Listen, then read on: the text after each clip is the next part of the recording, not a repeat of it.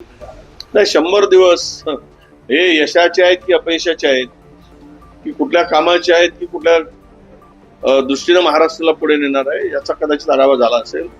पण आम्ही अशी एक आढावा बैठक लावू आणि या महाराष्ट्रात 100 दिवसात या सरकारचं अपयश आणि विशेष करून या सरकारच्या 100 दिवसाच्या काळात झालेले अत्याचार एका पुणे शहराचे मी वाचून दाखवेल तर मला अर्धा तास लागेल.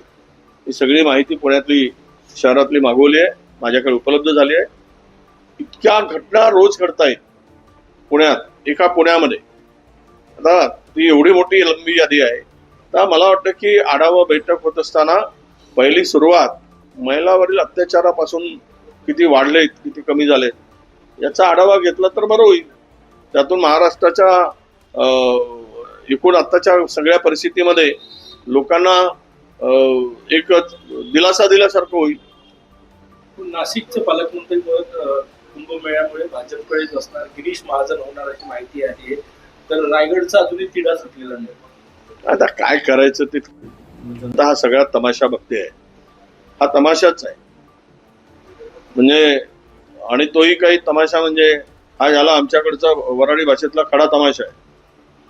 काय चाललंय, जिथे लोट आहे तिथे आम्ही, आणि त्याच्यासाठी स्पर्धा. कुंभमेळ्यामध्ये किती जणाला नावून निघायचं आहे ते आता या स्पर्धेतून दिसत आहे. म्हणजे त्यामध्ये कुंभमेळ्यामध्ये पुण्य नाही मिळवायचं आहे, तर पुण्याच्या पलीकडं पैसा मिळवायचा, पुण्याच्या माध्यमातून पैसा मिळवायचा आणि पाप करायचं धोरण जर असेल तर ते भांडत राहणार. राहिला रायगडचा विषय, तिथे फार मोठा, कारण 3 आमदार शिंदे सेनेचे आहे आणि एकच आमदार त्या राष्ट्रपतींचा. त्यामुळे तिथे तिला सोडवावा आणि लोकांना पालकमंत्री त्वरित देऊन त्या जिल्ह्यातील विकासाला, उद्या डीपीडीसी आहे त्यातली कामं खोळंबली आहेत. पालकमंत्री नसेल तर रेग्युलर अनेक विषयांच्या बैठका असतात, ते सगळं थांबलं जातं, प्रशासन ठप्प पडतं.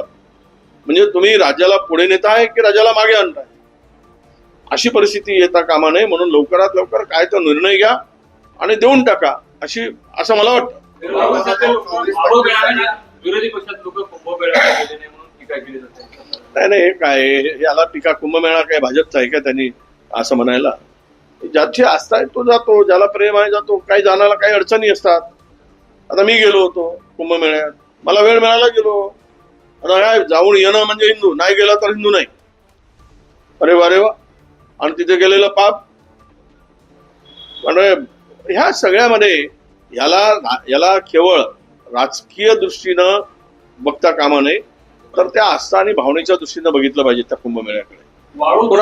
कुणाला जायचं असेल ते गेलेत, नाही गेलेत. काल आता उद्धवजी ठाकरे गेले नाहीत म्हणून टीका. कमाल आहे. म्हणजे राहुलजी गेले नाहीत म्हणून टीका. तुम्हाला तिकडे मी जाऊन आलो, नदीच्या काठावर जे पाणी आहे, ठीक आहे, आम्ही ते संगमावर आंघोळ केली, आम्ही स्नान केलं म्हणून चांगलं थोडं तरी पाणी होतं. काठावरचं पाणी ज्या सगळे लाखोच्या लोकांनी तिथे स्नान करत होते तिथे उभं राहू शकत नाही.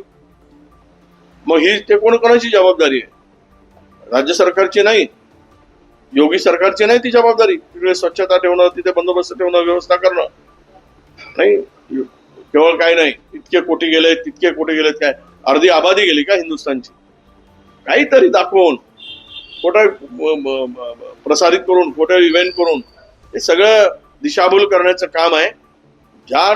जिथे हे काही आता भाजप सत्तेत आल्यापासून तो शाही होतं काय, नेहरूंजीच्या काळात झाला अनेक कुंभमेळे, स्वतः नेहरूजी गेले होते. हे शाही स्नान किंवा कुंभमेळे होतात हे काय भाजप सत्तेत आल्यापासून सुरू झाले आणि गेले नाहीत. त्यामुळे हिंदूचा विषय आला किंवा हिंदू धर्मांचा अपमान झाला.